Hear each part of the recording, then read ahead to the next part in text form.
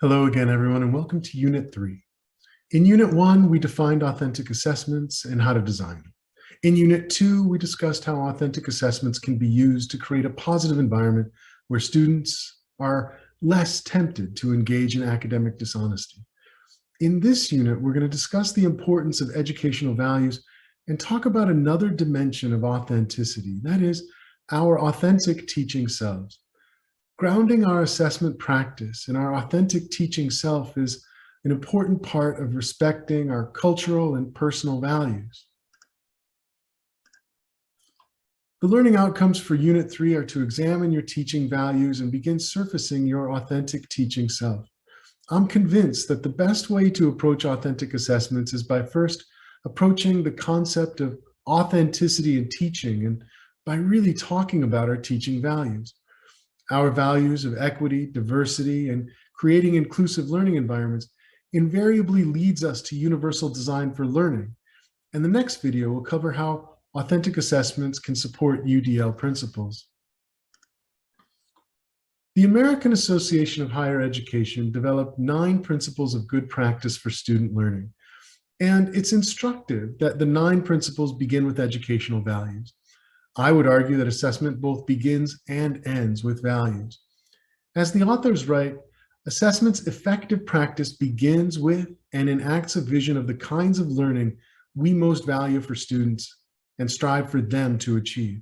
Educational values should drive not only what we choose to assess, but also how we choose to do so.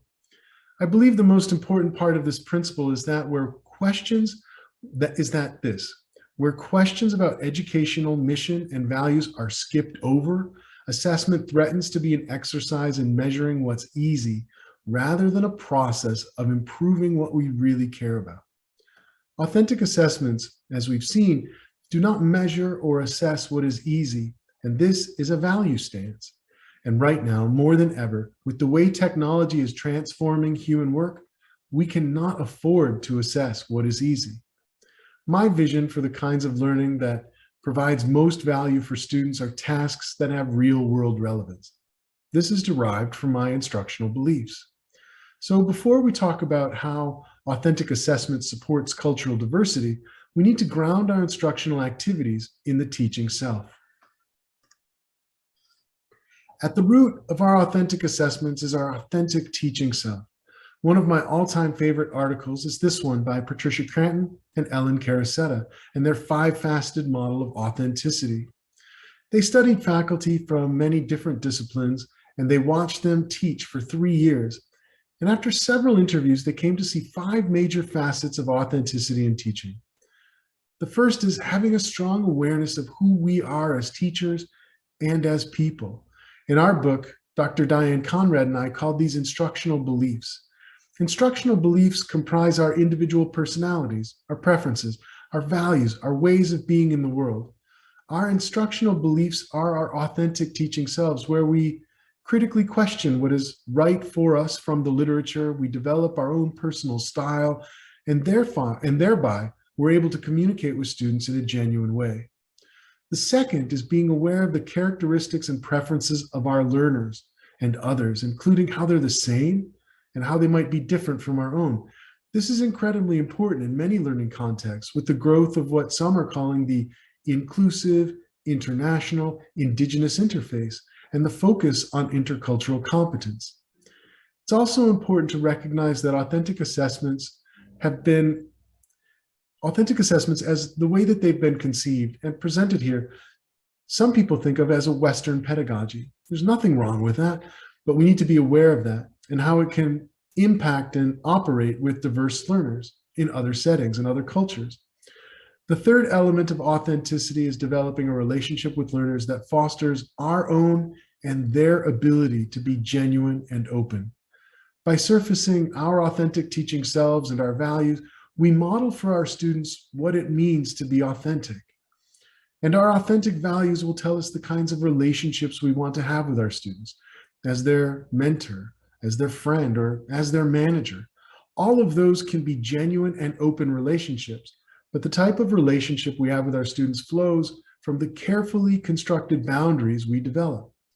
The fourth is being aware of the context and constraints of teaching and how these factors influence what we do and who we are.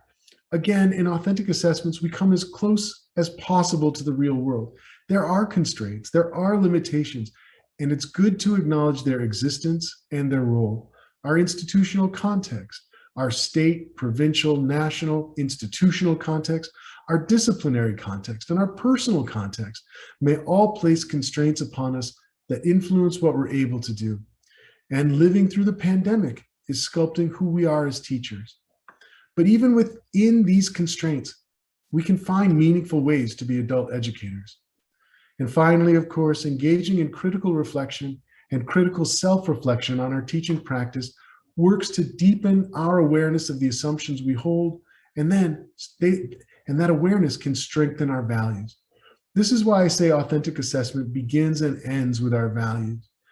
We need to surface our values and then revisit them from time to time to see if they need adjustment.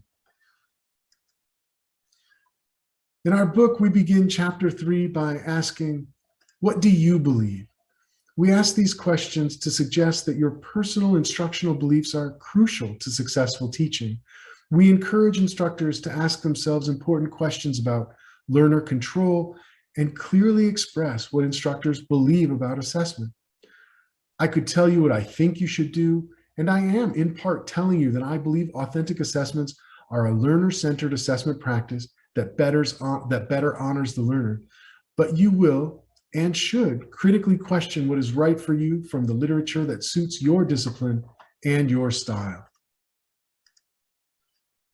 Much has been written about differences in pedagogical styles, and this short lecture cannot do justice to it, but I will draw heavily on the works of Gunawardena to make a very important point. In short, most Western learners and instructors believe that each learner is a distinct individual, controls his or her behavior, is responsible for outcomes of behavior, and is oriented towards personal achievement. And this orientation towards personal achievement might believe that group membership compromises goal achievement. Many learners from Asian countries, on the other hand, believe success is a group goal as well as a national goal. Attaining group goals is tied to maintaining harmonious social relations. These different cultural orientations suggest quite simply that people from different cultures learn to learn differently. One of the biggest cultural divides surrounds intellectual property and copyright. A collectivist view of textual ownership sees information as owned by the whole society, and students from some cultures may copy another's words as a sign of respect, not plagiarism. Western approaches to teaching and learning, including authentic assessments such as debates, collaboration, and discussion, may prove difficult for some students from other cultures. The Western educational paradigm of the independent learner is not a value-free, neutral idea. Cultures also differ in help-seeking behaviors, and this requires assessment aspects to account for the social, emotional needs of students. Hofstede's model of dimensionalizing cultures is intensely controversial, and I'm not going to get into the debate, but I'm using this table to simply suggest that our cultural background informs and impacts our teaching and learning practices in a variety of ways.